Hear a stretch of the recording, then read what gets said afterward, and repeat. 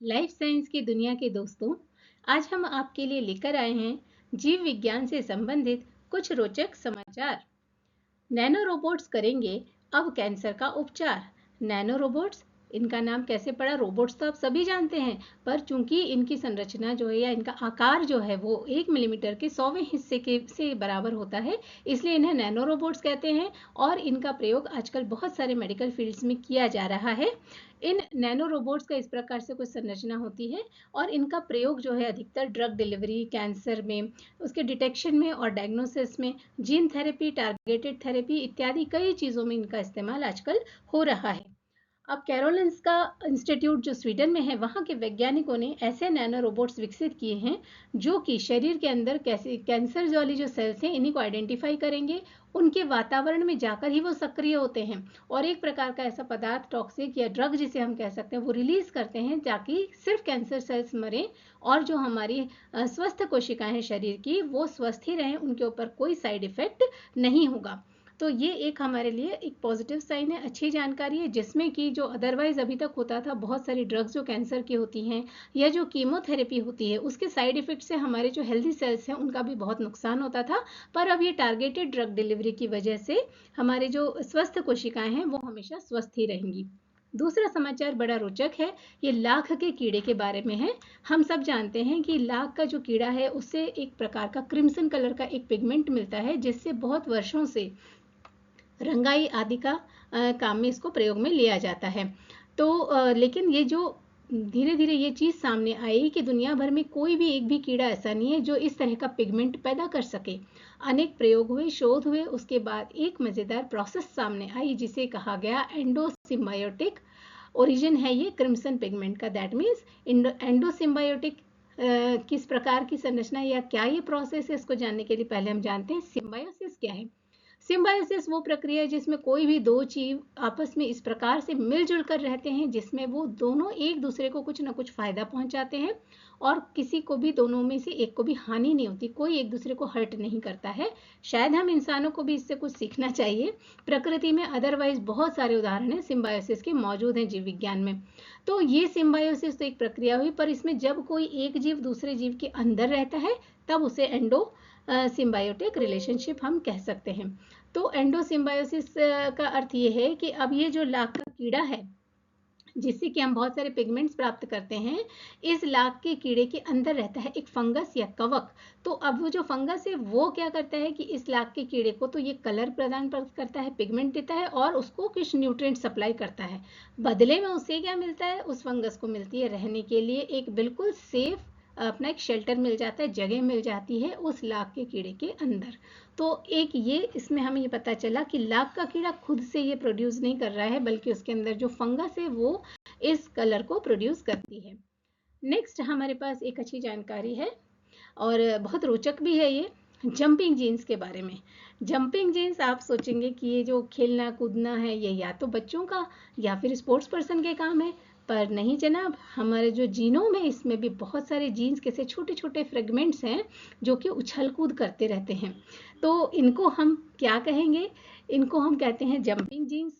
इन्हें ट्रांसपोजोन्स के भी नाम से जाना जाता है। तो ये एक लोकेशन से दूसरे लोकेशन में हमारे पूरे जीनों में घूमते फिरते रहते हैं, लेकिन इनका ये जो मूवमेंट है ये कभी कभी हमारे लिए नुकसान वाला भी होता है और कभी कभी हमारी इवोल्यूशनरी प्रोसेस में सहायक भी होता है।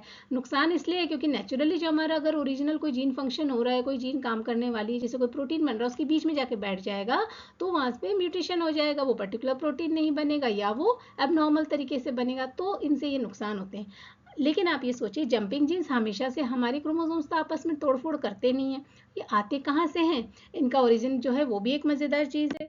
ये आते हैं वायरस अटैक से। टाइम मेमोरियल से ये हमारे इंटरेक्शंस चलते रहे, वायरस, बैक्टीरिया, इंसान और दूसरे जीव जितने भी दुनिया में। जब भी वायरस अटैक करता है तो ये अपने बहुत सारे नंबर्स बनाता है, बहुत सारी कॉपीज बनाता है, उसके लिए इस्तेमाल करता है अपने होस्ट की मशीनरी। और खुद तो आता है खाली एक मैसेंजर आरएनए, अपना एक आरएनए लेकर आता है, सॉरी आरएनए ही लाता है। उस आरएनए से ये हमारी जो पूरी प्रणाली है, जो सिस्टम है हमारा प्रोटीन बनाने वाला, डीएनए बनाने वाला, उससे ये अपनी मल्टीपल कॉपीज बनाता है, बहुत सारे नंबर्स बनाता है और इन्फेक्शन करता है। इन्फेक्शन हो गया, उसके बाद स्वस्थ भी हो गए हम, लेकिन इसके कुछ कण हमारे अंदर रह जाते हैं जीनोम में, और वायरस तो वायरस ठहरा, वो हाईजैकर है बहुत बड़ा। तो ये क्या करता है, हमारे सिस्टम को हाईजैक करता है और अपनी जगह बनाता है। हाईजैक किस समय करता है, अभी एक रिसेंट स्टडी में भी पाया गया है कि एक वायरल लाइक जेनेटिक एलिमेंट है जिसे लाइन 1 कहा गया है, ये अपने आप को कॉपी करता है किस समय में, जब हमारी सेल्स जो है सेल डिवीजन से गुजर रही होती है, जब कोशिका विभाजन कर रही होती है, उसमें बिजी होती है, उस समय में क्या होता है कि न्यूक्लियर एनवेलप जो है वो ब्रेक हो जाता है।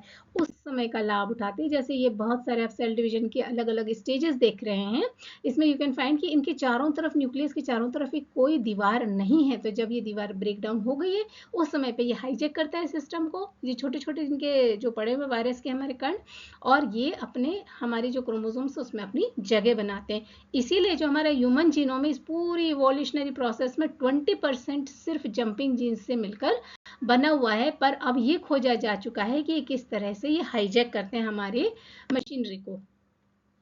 एक पॉजिटिव न्यूज़ है मेडिकल जगत से कि पर्सनलाइज्ड जीन एडिटिंग से एक नवजात बच्चे की जान बचाई जा सकी है, जो कि एक बड़ी ही दुर्लभ बीमारी से ग्रसित था। और ये एक बहुत पॉजिटिव है ये टेक्नोलॉजी। पर्टिकुलरली इस जीन एडिटिंग की टेक्नोलॉजी में क्या किया जाता है कि हानिकारक जीन्स या न्यूक्लियोटाइड्स को हटा दिया जाता है और उसकी जगह जो है नॉर्मल जीन्स जो हैं वो प्रत्यारोपित कर दिए जाते हैं। इस प्रकार से एक स्वस्थ जीवन मिल जाता है व्यक्ति को।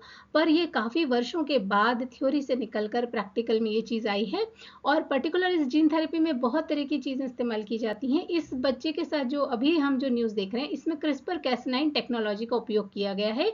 ये क्रिस्पर कैस9 टेक्नोलॉजी हाल ही के वर्षों में खोजी गई एक बड़ी महत्वपूर्ण टेक्नोलॉजी है, और इसको FDA का अप्रूवल भी मिल गया है।